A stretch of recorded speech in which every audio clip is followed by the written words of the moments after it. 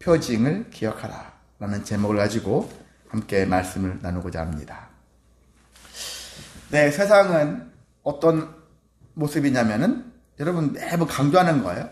고난과 어려움이 끊임없이 전개되고 있는 것이 세상의 모습이다. 그렇기 때문에 무엇이 필요하냐? 하나님의 은혜가 필요하다는 것입니다. 수많은 고난과 어려움들이 오는데 내가 그걸 하나하나 막아내고 근데 막아낼 수는 있어요. 근데 이게 끊임없이 오잖아요. 그것을 계속 막고 하느라고 내가 인생다운 인생을 못 살 때가 더 많습니다. 그냥 막아내는 거예요. 마치 빚을 졌는데 그 빚을 계속 막느라고 그 카드 돌려막기 하듯이 계속 막지만 돌아오는 건 없는 거예요. 내가 뭐 하려고 이렇게 살고 있지? 그런 생각이 드는 순간 그 사람은 결단하겠죠. 인생을 살 건가 말 건가까지 이를 그런 마음들을 가질 수도 있는 거예요. 그런데 때로는 내가 생각지도 못했던 일이 생겨요. 뭐가? 은혜가 생겨요. 그 하나님의 은혜가 나한테 딱 임해서 생각지도 않았던 일들이 생기는 거예요. 사실 요즘에는 많은 사람들이 나이를 많이 먹어서 돌아가시죠. 80대, 90대 넘어가지고 이제 100대에도 사신다 하는데, 그러면서 문제가 뭐냐면은요, 예전에는 부모님의 유산, 부모님이 60대, 70대 그냥 돌아가시면 자식들이 40대 정도 선에서 돈이 많이 필요할 무렵에 부모님으로부터 받은 유산으로 자녀를 양육하고 뭐 하면서 또한 다시 한번 일어설 수 있는 힘을 갖거든요. 근데 오늘날에는 부모님이 일찍 안 돌아가시기 때문에 유산이 안 돌아와요. 와도 60대, 70대 뒤늦게 오는 경우가 많다라는 거예요. 그래서 이게 힘든 때, 그때 필요할 때 충족을 못하고 살아간 일들이 있다라는 거예요. 그게 이제 나이를 많이 드시는 일들이 이런 일이 반복되어지는 건데, 그래서 요즘에 60, 70대들이 힘들다라는 얘기죠. 그분들이 특히나. 근데 그 이후에도 마찬가지겠죠. 이제 그런 건데, 그래서 그런 것 같이 마치 옛날에는 적시에 그렇게 유산이나 어떤 것들을 통해서라도 자기의 숨통이 튀어지고 은혜처럼 이렇게 이런 것들을 통해서 생겨지는 일들이 생긴다는 얘기예요.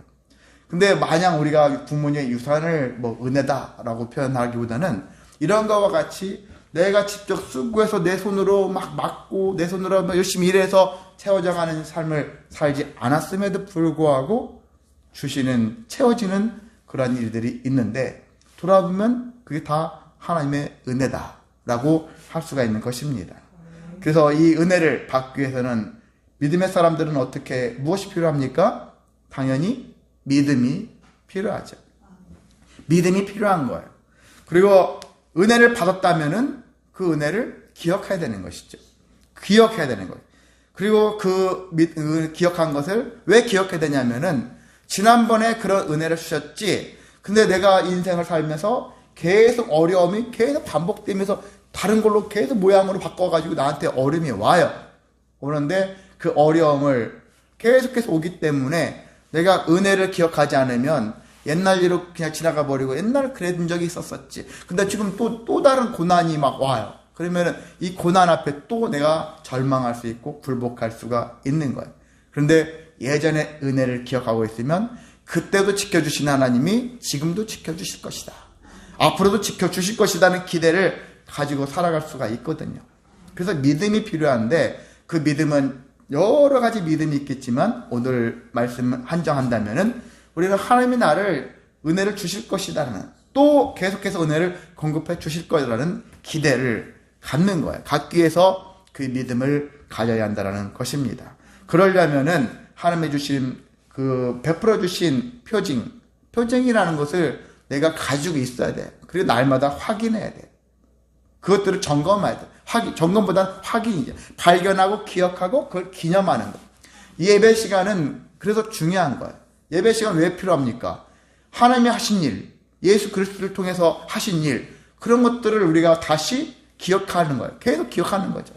예배는 축제다. 그것도 맞지만 예배는 감사다. 그것도 감사도 기억하는 거죠. 기념하는 거예요. 이런 것을 통해서 하나님이 하신 일을 기념하고, 그리고 과거 일로만 기념하고 그때 일로만 생각하고, 그랬었지. 그때는 하나님이 은혜를 주셨지. 지금은 모르겠어. 앞으로는 더 모르겠어. 이게 아니라 그때도 도와주셨으니까 지금도 앞으로도 도와주실 것이라는 그런 기대를 갖고 살아가는 것이죠. 그런 마음을 가지고서 하기 위해서 우리는 표징, 일종의 신앙적 체험을 얘기하는 거죠. 말을 어렵게 여기 표징이라고 6절에 나와서 표징이란 말을 썼지만은 일종의 상징이에요. 상징, 나름대로 또 상징물. 우리도 십자가라는 상징물이 있잖아요. 십자가를 통해서 단지 사형 틀인데 우리는 왜 기독교는 십자가 틀을 이렇게 좋아하는가? 왜 이렇게 형틀을 좋아하는가? 십자가가 상징하는 게 예수님의 죽음을 상징하니까. 그래서 얘기하는 거 아니겠습니까? 그것을 보면서 예수님의 행하신 일들을 기념하는 것이죠. 이와 같이 우리도 각자가 상징하는 바가 있는 건데 그것들을 기념하라는 거예요. 그러면서 하나님의 은혜를 기념하고 앞으로도 계속해서 주실 은혜를 또한 생각하며 기대하며 살아가라는 의미를 담고 있습니다. 오늘 4장에 있는 말씀은 뭐 이런 말 저런 말 여러 가지 막 좀 뒤죽박죽이라는 표현은 좀 그렇지만 섞여 있어요. 앞에 했던 말인데 뒤에도 또 나오고 하는 것 같아가지고 그래서 제가 그냥 일단 정리한 다음에 그런 말씀의 의미를 발견하려고 합니다. 자, 이스라엘 백성들이 요단강을 건너기 시작했어요. 건넜어요. 건넜다고 이제 4장 1절에 보면 그 모든 백성이 요단을 건너가기를 마침에 건넜어요. 그래서 이 건너는 과정들을 보겠습니다. 자, 궤를 맨 제사장들이 앞장을 섰죠. 그 요단강 한가운데 서 있었고요. 서 있는 가운데 물이 다 말랐죠. 그리고 그 이후에 백성들이 건넜어요. 신속히 건넜습니다. 그리고 제일 앞선 사람들은 4만 명의 무장한 일종의 군인들인데 루벤, 갓, 므낫세 반지파 그 사람들이 선봉에 서기로 작정한 자들이 약속대로 서서 앞장을 서서 여리고 평지에 먼저 이르렀습니다. 모두 건넌 다음에 이제 또 12명이 각 지파별로 선택받은 12명이 대표하는 사람들이 요단 강으로 왔죠. 그래서 제사장이 서 있는 곳에 가서 돌 12개를 어깨에 메고 나왔습니다. 근데 9절에 보면은 여호수아는 또 제사장들의 발이 선 곳에 12개의 돌을 세웠는데 오늘날까지, 지금까지라기보다는 이제 오늘까지는 당시에 이 성경이 기록됐을 때 기록한 자가 있었겠죠. 기록할 때까지 그 돌이 12개가 거기에 요단강 중앙에 있더라. 그러니까 지금 이게 두 가지라 생각이 드는 것이죠. 하나는 진짜 등을 메고서 멜 정도로 작은 돌은 아니었다는 얘기죠. 이게 조그만 돌이 아니라 이런 등짐처럼 이렇게 매야 될 정도의 큰 돌을 가지고 나갔다라는 것이고, 그리고 또 한 가지는 또 그 강에도 12개의 돌을 또 먼저 세웠던지 어떤 순서는 모르겠지만 세웠겠죠. 그 강에도 12개의 돌이 있었고 나중에 길갈이라는 곳에다가 12개의 돌을 세웠다라는 것을 알 수가 있습니다. 그러니까 강을 보면은 사람들이 이제 그 광경을 봤을 거 아니겠습니까? 분명 나중에 물이 차면은 저기에 요단강을 보면은 그 12개의 돌을 생각할 수가 있겠죠. 사람은 이제 상징에 또 약하잖아요. 상징에 대해서 기억하고 있고, 그래서 12개의 돌을 생각하면서 하나님의 은혜를 생각할 수 있게 하겠죠. 나가서도 마찬가지겠고. 자, 이렇게 12개의 돌을 세웠고요. 제사장들이 이제 강을 다 건너고 나니까, 궤를 맨 제사장들이 건너고 나니까 다시 물이 범람했다. 범람했다 했고요. 그래서 이스라엘 백성들은 여리고의 동쪽 경계 길갈이라는 곳에 처음으로 진을 쳤어요. 그리고 12돌은 앞서 말씀드린 것처럼 길갈이라는 곳에 12개의 돌을 세웠다는 것을 알 수 있고요. 이때가 언제였느냐면은 첫째 달 12일이었더라 그렇게 얘기를 하고 있습니다. 첫째 달 19절에 보면 첫째 달 10일이다. 11일에 그렇게 얘기했는데, 이때가 언제쯤이냐라고 할 수 있다면은요, 출애굽한 지 만 40년에서 4일이 모자란 상태, 그때 날이었다는 거예요. 4일 모자란 날이 첫째 달 11일이었더라라는 것이죠. 자, 첫째 달 14일인가 15일인가가 이제 6월절이 시작되어지니까 그렇게 4일이 모자랐던 때어졌는데요. 6월절 어린 양을 예비하기 위한 준비 그 기간이라고도 할 수가 있겠습니다. 자, 요단강 이 요단강 건넜던 이 과정들을 제가 일단 객관적인 입장에서 말씀을 드렸었지만은 이 사건을 통해서 우리는 어떤 의미를 여기서 발견을 해야 되는 것인가 라는 것들을 제가 5가지로 정리해서 함께 말씀을 나누고자 합니다. 자, 단순히 요단강을 건넜어. 제사장이 들어갔어. 물이 갈라졌어. 먹게. 그리고 사람들 다 건넜어. 그리고 뭐 돌을 세웠어. 이렇게만 생각하면 그냥 몸이 건조하게 끝날 수 있는 내용이겠죠. 근데 여기에는 의미가 있다라는 거죠. 드러난 의미, 숨겨진 의미, 이런 것들을 우리가 발견할 줄 알아야 하겠습니다. 그 첫 번째가 뭐냐면은 요단강이라는 것은 지난주도 말씀드렸었죠. 뭘 상징하죠? 홍해와 함께 요단강이라는 것은 우리 앞에 놓여있는 장애물, 고난, 어려움들을 상징하는 것. 특히 인간이 감당하기 힘든 것. 여러분이 홍해를 건너갈 수 있겠습니까? 아무것도 없이 맨몸으로. 그리고 요단강도 이렇게 범람하고 있는데 갈 수 있겠습니까? 물이 범람할 때는요, 아무리 수영선수라 해도 가기가 어려워요. 물살도 세고 생사를 알 수 없는, 장담할 수 없는 그런 환경이거든요. 그만큼 인간이 감당하기 힘든 고난, 장애물을 의미할 수 있는데 그 홍해를, 그 요단강을 건너게 되었다라는 거예요. 어떻게? 하나님의 은혜로, 하나님의 역사하심으로 건넜다는 얘기죠. 자, 요단강이라는 강은 참고로 북쪽에 헤르몬이라는 그 산이 있어요. 헤르몬 산이 있고 거기서부터 물이 발현되어서 쭉 내려와요. 내려와가지고 나중에 사해바다까지가 종착지인데 그 길이가 그냥 잣대로 딱 이렇게 직선으로 되면 한 130km 나온대요. 근데 강이 직선으로 흐르겠습니까? 꼬불꼬불꼬불하겠죠. 이 꼬불꼬불한 것들을 그대로 해서 재면은 무려 얼마? 400km.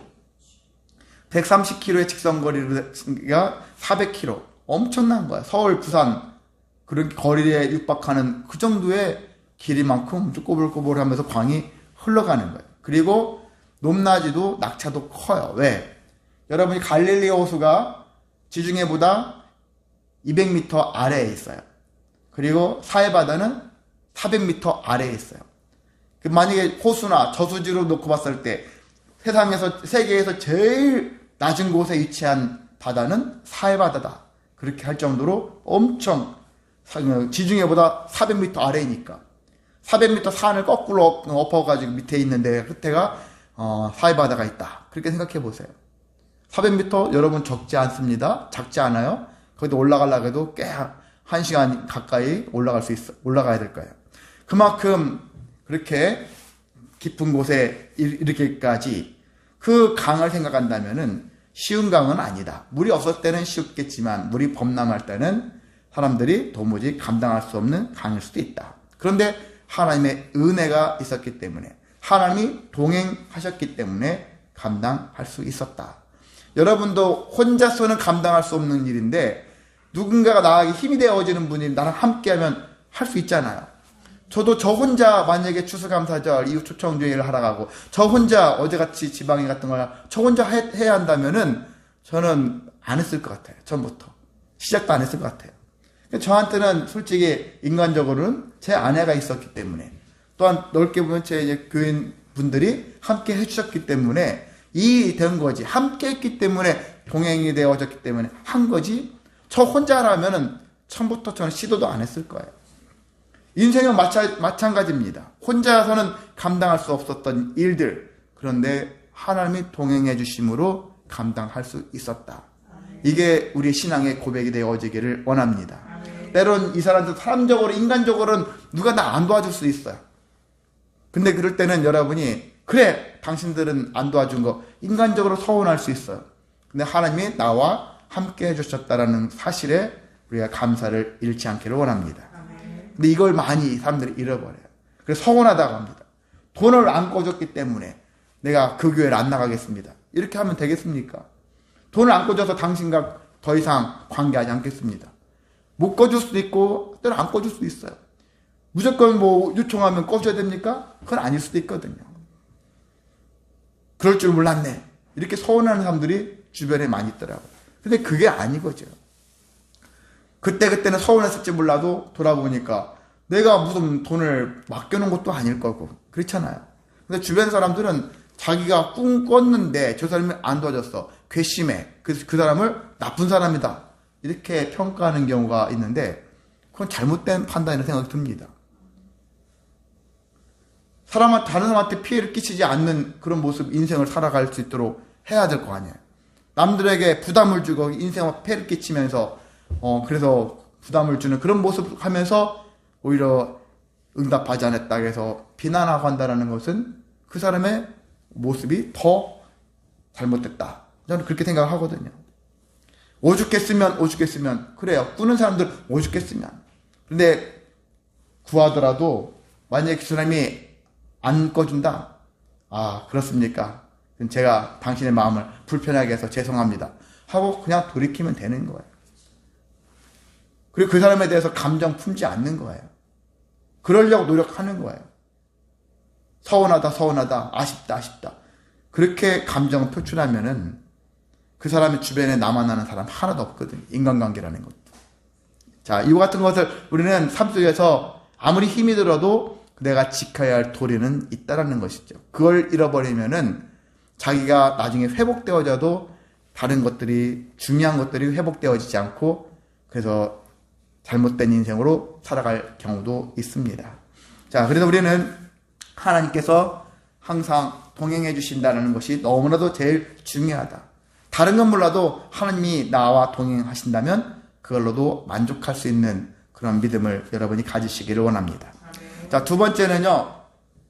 문제는 뭐냐면 하나님의 은혜를 힘입을 수는 있어요. 근데 그것을 계속해서 표징으로 간직하고 살아내는 사람이 많지 않다는 거예요. 돌아서면 까먹습니다. 저도 예전에 21살 때 하나님께 하나님 사랑합니다. 50일 동안 작정기도 하면서 그렇게 고백하고 정말 하나님을 사랑하는 마음이 뜨겁다고 어떤 분을 통해서 간접적으로 그런 고백도 받았었는데 그런데 가끔씩 잊어버려요. 하나님을 사랑하는 마음을 잊고 살다가 문득 어떤 설교나 어떤 일을 통해서 다시 한번 또 떠올리고 이렇게 살아가는 게 우리들의 모습이에요. 주일마다 하나님 사랑합니다. 그렇게 선포는 하지만, 고백은 하지만 정말 내가 정말 애절하게 간절하게 하나님을 사랑하고 있느냐? 그냥 의미적으로 말로만 그냥 고백하고 있는 것이냐? 가끔 그런 생각도 들 수 있거든요. 자, 그런 것 같이 우리가 그렇게 살아가는 존재입니다. 잘 잃어버려요. 그래서 어떤 면에서는 망각도 은혜다. 그런 얘기 하죠. 망각의 은혜. 이때는 언제 쓰느냐? 어떤 상황에 써야 되느냐면은 우리가 과거에 어렵게 힘들게 살아왔어요. 그리고 수많은 사람들한테 상처를 받고 생각만 하면 머리가 아프고 생각만 하면 골치 아프고 생각만 하면 절망스럽고 하는 그런 상황에 처했을 때 망각하는 것은 은혜예요. 아픈 일들을 잊어버리는 건 은혜란 말이죠. 근데 어떤 사람은 제초제 뿌리듯이 나쁜 것만 다 없애는 것이 아니라 좋은 것도 싹 잃어버려요. 다 황폐하게 만들어요. 그러면 안 된다는 얘기죠. 선별적으로 나쁜 것은 잃어버리고. 여러분이 그렇잖아요. 제가 만약 아버지랑 관계가 안 좋았어요. 근데 아버지가 돌아가셨는데 아버지가 안 좋았던 것들은 다 잃어버리고 그냥 작은 부분이라도 아버지랑 약간의 추억이라도 그 추억을 떠올리고 그 추억 속에서 살아가는 건 좋은 일이에요. 우리가 그런 것 같이 하나님께 받은 바 은혜를 망각하지 말아야 되는 것이죠. 다른 안 좋았던 현상들은 다 묻어버리고 좋았던 것들로, 감사했던 것들, 은혜로 왔던 것들 중심으로 자꾸 생각하고 그 살아가는 것이. 저 사람이 나한테 얼마나 나쁜 짓 했는데 내가 그걸 잊어버려. 이렇게 살 필요는 없는 거예요. 그래봤자 자기 성질만 나빠지고요. 자기 감정, 자기 인성이 나빠지는 거예요. 그것밖에 없는 거예요. 뭐가 오겠습니까? 나빠지고 성질이 더러워지고 그리고 화가 계속 존재하면 건강만 안 좋아지는 거예요. 이러한 모습으로 살아가기를 원합니다. 그래도 하나님의 은혜를 잊지 말아야 된다. 특히나 그 받은 바 은혜를 잊지 말아야 한다. 근데 여기서 돌을 12개를 세우라는 것도 의미도 하나님이 구약에 있는 수많은 절기들 있잖아요. 이게 제사 있지 않습니까? 신약으로도 주의 만찬을 통해서도 예수님이 나를 기념하라. 유월절도 하나님이 나를 기념하라. 이것으로 나를 기념하라. 절기 예배 이런 것들 다 나를 기념하라고 하시는 거예요. 기념은 뭘 기념합니까? 내가 너에게 베푼 은혜를 기념하라. 잊지 말아라. 망각하지 말아라. 라는 것들을 얘기하는 거예요. 돌을 세워서라도 세우는 것을 보고서 어떤 의식이나 행사를 통해서 그것을 기념하는 거예요. 추수 감사절 예배를 통해서 추수의 감사를 하나님께 돌려야 된다. 그걸 생각하는 거예요. 교회에서 자기들끼리 모여가지고 뭐 잔치 벌이고 하하호하고 끝나는 게 아니라 하나님이 이렇게 우리를 인도하셨다라는 그런 감사제를 드리라는 것이죠. 이런 것 같은 모습으로 진실하게 살아가야 할 필요가 있는 것입니다. 자, 12개의 돌은 한편으로는 또 12지파인데 이 사람들이 각각 가면은 자기 지파별로 살 거예요. 그러면 서로가 족속이 약간 달라서 서로가 미묘한 신경전 벌일 거고 때로 지들끼리도 싸울 거예요. 지파들끼리 싸울 거예요. 실제 가나안 족속들이 나중에 여기에 정착을 했었을 때 지파별로 심심치 않게 싸웠어요. 서로가 같은 민족인데 지파별로 서로가 서로를 향해서 비난하고 싸우는 일들이 종종 생겼거든요. 근데 이것은 뭐냐면 12지파는 따로따로니까 이제 각자 알아서 잘 살아. 그런 의미도 될 수 있다 하겠지만은요, 그것보다는 서로가 단결해야 된다. 지금은 너희가 하나 되어야 된다. 더군다나 가나안 땅을 너희들이 거기 들어가서 적들을 물리치고 그 땅을 차지해야 되는데 각자 딴 주머니 차고 있으면 안 되는 것이죠. 하나된 마음을 뭉쳐야 된다는 얘기죠. 성도가 뭉치는 데는 단단한 곳은 무너지지 않는다는 얘기죠. 이겨낼 수 있고 힘이 될 수 있고 그래서 우리는 그 일들을 해야 한다는 것을 알 수가 있습니다. 그래서 우리는 어떤 생각을 할 수 있냐면요, 하나님이 하시는 일이 있고 백성들이 우리가 해야 할 일들이 있다. 항상 그걸 염두에 되는 거예요. 신앙생활은 하나님께 다 맡겨라. 모든 걸 다 맡겨라. 그건 여러분이 잘 선별해서 들어야 되는 거예요. 무조건 다 맡겨라는 건 아니죠. 학생들이 하나님께 다 맡기고 공부 안 하고 시험 100점 맞기를 바란다면 진짜 도둑놈 싶보죠. 아니잖아요. 내가 최선을 다 해놓고 할 도리는 다 하고 하나님께 마지막에 내 인생을 맡기는 것이죠. 그러한 모습으로 신앙생활을 해야 되는 것이지 아무것도 안 한다? 그건 잘못된 태도라고 할 수 있는 것입니다. 그러니까 여기도 이스라엘 백성들이 할 도리는 해야 한다는 거예요. 마땅히 서로 하나 되어지고 서로 힘을 기르고 하는 행위들은 해야 된다는 거예요. 가기 전에 내가 열심히 때는 군사 훈련도 받고 전쟁할지 안 할지는 모르겠어요. 군인들이 나중에 계속 보니까 뭐 전쟁 계속 안 하는데 징집되어져가지고 군대 들어갔는데 그냥 맨날 놀고 그냥 그렇게 생활해봐요. 훈련도 안 받아버려요. 어차피 전쟁 안 날 건데 그러면 되겠느냐 이거예요.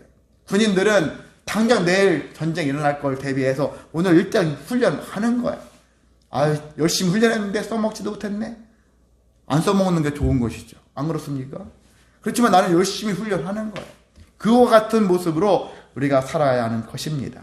오늘날 신앙 공동체는 그래서 하나님의 뜻을 기준으로 해서 하나님의 뜻을 통해서 하나 되어질 수 있도록 그리고 그 뜻을 실현해낼 수 있는 삶으로 우리가 나아가야 하겠습니다. 자, 세 번째는요. 여기에는 또한 숨어있는 헌신자들이 있어요. 그게 누굽니까? 강 한가운데에서 반나절 동안 서 있어야 되는 누구요? 제사장들.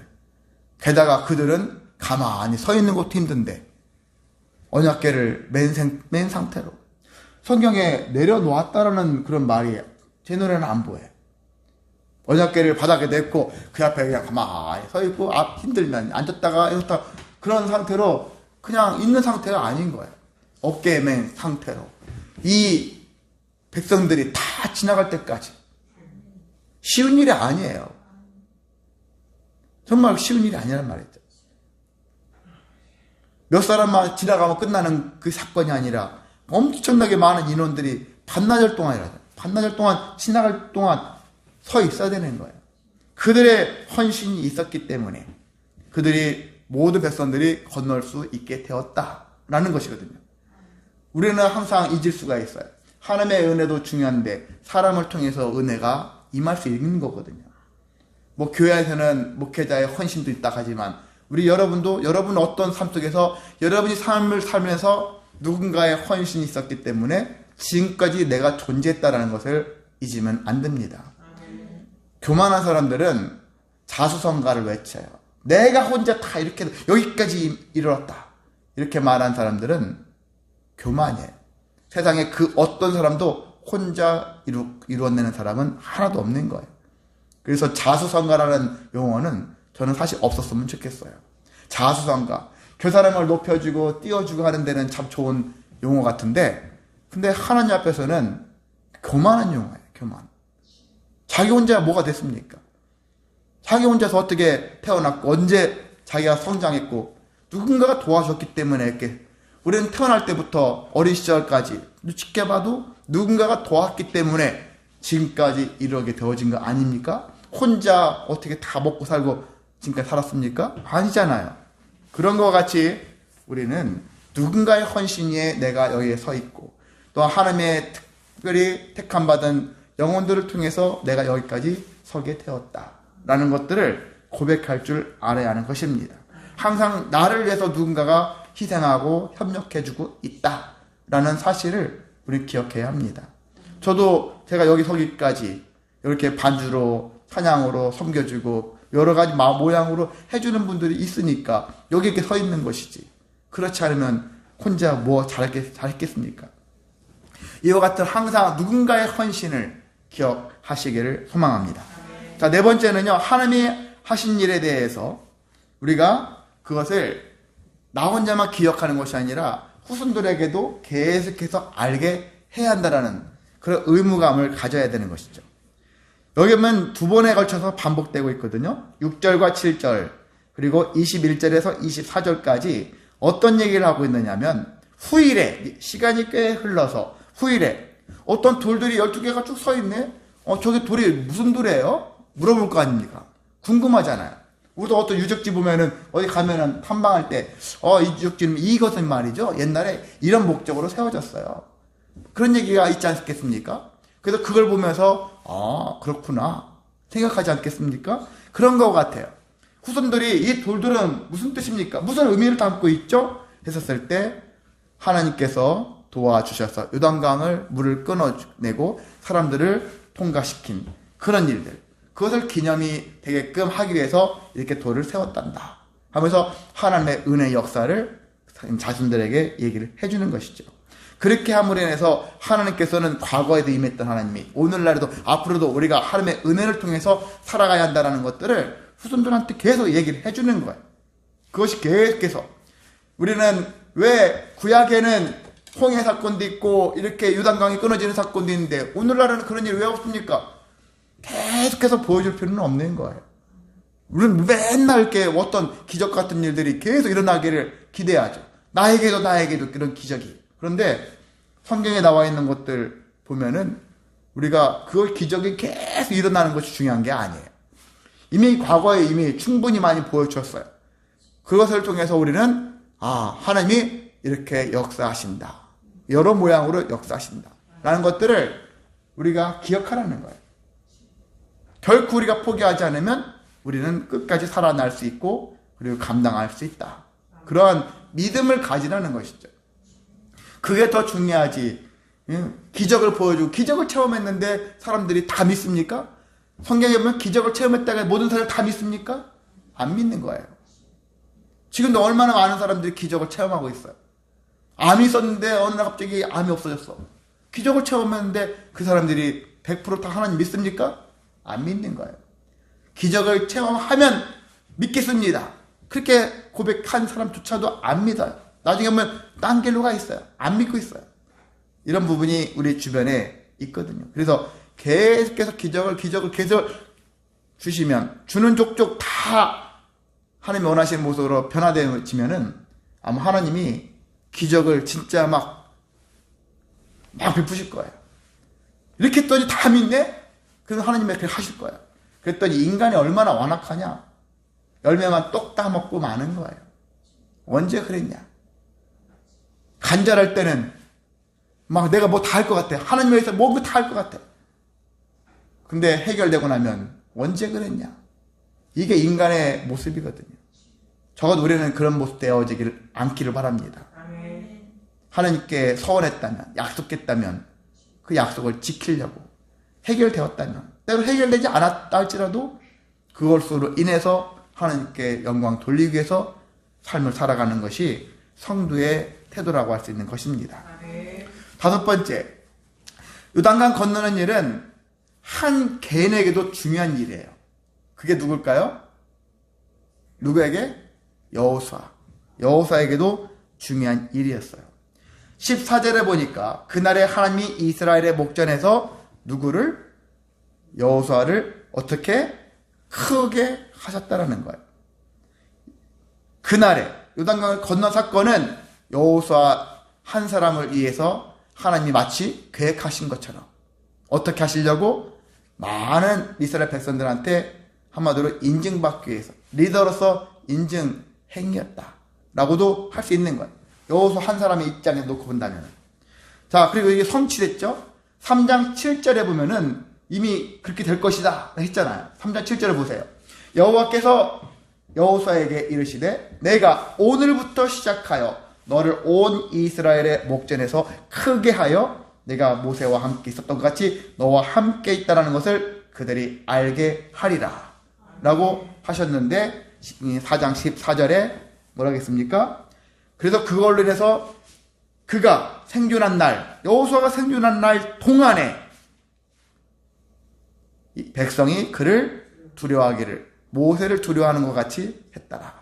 그렇게 하고 있어요. 이 한 사건인데 여호수아에 그런 일들이 발생한 것이죠. 아, 여호수아는 좋겠다 이렇게 생각하죠. 근데 우리가 항상 그렇죠. 지난번에도 말씀드린 것처럼 이건 여호수아를 한 사람 놓고 봤지만 모든 사람은 다 주인공이에요. 하나님은 각 사람 자기 역할을 충분히 해낸 사람들한테는 이와 같은 일들을 허락하신다는 것입니다. 어떤 TV에 매스컴에 나와서 저 사람은 사람들한테 인정받고 존귀의금 받고 좋겠다 나도 저렇게 부럽다 이렇게 하는데 여러분도 있잖아요. 각자가 자기 맡겨진 일을 성실하게 수행하잖아요. 그렇게 대중적이지 않더라도 저 사람이 나를 존중해주고 인정해줄 수 있는 인생을 살 수 있거든요. 충분히. 다수냐 소수냐 그 차이는 있을지라도 많은 사람들에게 인정받고 싶으면 연예계나 스포츠계나 아니면 저기 권력 관련된 쪽으로 가시면 되는 거예요. 근데 그게 아니라 삶 속에서 소소하게 내가 인정받기를 목적으로 사는 건 아니지만은 정말 성실하게 신실하게 거룩하게 살면 주변 사람들한테 내가 굳이 그렇게 보여주려고 하지 않아도 사람들이 나를 존중해주고 인정해준다는 얘기죠. 나를 크게 사용해줄 수 있다는 얘기예요. 크게 사용한다는 것도 무슨 나라를 위해서 온 인류를 위해서 그런 게 아니더라도 거룩한 그 자체를 사용하시는 게 크게 사용하는 거예요. 그런 모습으로 인정하시기 때문에. 그래서 여러분이 누군가 저 사람 할 거 없어요. 나를 그렇게 사용하실 하나님을 기대하시길 원합니다. 때로는 크게도 사용하실 것이고 때로는 중요한 곳에 사용하실 것이고 그런 가치 있게 분명히 사용하신다는 것을 기억하시기를 원합니다. 말씀을 정리하겠습니다. 자, 요단강 물의 범람은 인생의 장애물을 상징한다고 했죠. 그런데 우리는 그 장애물을 처음 본 순간 여기를 건너야 한다는 순간 두려움이 앞서고 절망 가운데 거할 겁니다. 그런데 절망할 필요가 없다. 하나님의 은혜로 건너갈 수 있다. 때로는 도무지 못 건너갈 수 있어요. 모든 걸 다 가능한 건 아니에요. 그렇지만 어떤 면에서는 도무지 안 될 것 같은 것도 감당할 수 있는 능력이 나타나요. 모든 거 100% 감당할 수는 없다고 생각이 들어요. 근데 어떤 상황에서는 지금은 진짜 절망 가운데 있던 사람들이 간절함으로 바뀌어지게 되어지면 이게 그 뜻을 이뤄갈 수 있는 능력이 발생할 수 있다는 것입니다. 그래서 다시 그래도 능력을 힘입어서 그걸 장애물을 건넜다고 칩시다. 그러면 나중에 또 그런 일이 생길까요? 안 생길까요? 또 생겨요. 강이 범람하는 일들은 계속 생겨요. 한 굽이 넘었더니 그냥 이제 안식이다. 아니에요. 또 생겨. 끝이 없어요. 다시 범람하게 됩니다. 그런데 우리는 다시 범람하면은 이젠 다른 방법 써야지 해야지 세상적 방법을 동원해가지고 하려고 하는 버릇이 있어요. 근데 아닙니다. 방법은 똑같다. 결과도 똑같다. 하나님이 원하시는 방식대로 해야 되는 것은 성도의 모습이거든요. 그것을 잊으면 자꾸 딴 길로 가요. 다른 교회들이 여러 가지 많은 행사하고 여러 가지 많은 것들을 막 만들어내는데 가끔 보면은 위험한 게 많아요. 우리가 오직 예수 했는데 자꾸 오직이 빠져요. 예수 말고도 이렇게 돼. 다른 것으로도 하는 그런 생각이 자꾸 들어가서 다른 걸 자꾸 도입해가지고 그걸 행사를 하려고 하는 일들이 많더라고요. 그렇게 하면 안 됩니다. 오로지 우리는 오직 예수로 했다면 끝까지 오직 예수다. 이와 같은 일들을 고백할 줄 알고 그것으로 우리가 문제 해결할 수 있는 삶을 살아야 하는 것입니다. 그래서 우리는 각 사람들마다 이미 하나님이 은혜의 표징을 주셨을 거예요. 여러 가지 모습으로. 없는데 하는데 그건 여러분이 못 발견한 거예요. 있는데도 발견하지 못한 거예요. 신앙이 녹슬면 세상 부담이 더 커지면 안 보여요. 근데 그것이 아니라 아무리 세상 부담, 세상 어려움, 세상 고난이 심할지라도 내 표정을 내가 선명하게 갖고 있으면 아무리 그게 커도 작아요. 별것도 아닌 것처럼 느껴져요. 내 표정을 가지고 살아가는 인생. 은혜의 표정을 기억하시고 발견하시고 그걸 하나님께 영광 돌리기 위해서 온전히 사용하신다면은 저와 여러분의 인생에는 결코 좌절과 절망에 빠질 이유가 없다. 아멘. 빠지더라도 금방 헤어나올 수 있는 거예요. 아멘. 그런 인생 되어주시기를 주님의 이름으로 소망하고 축복합니다. 아멘. 거룩하고 자비로우신 하나님 아버지 힘을 주옵소서. 지혜와 능력을 허락해 주옵소서. 우리가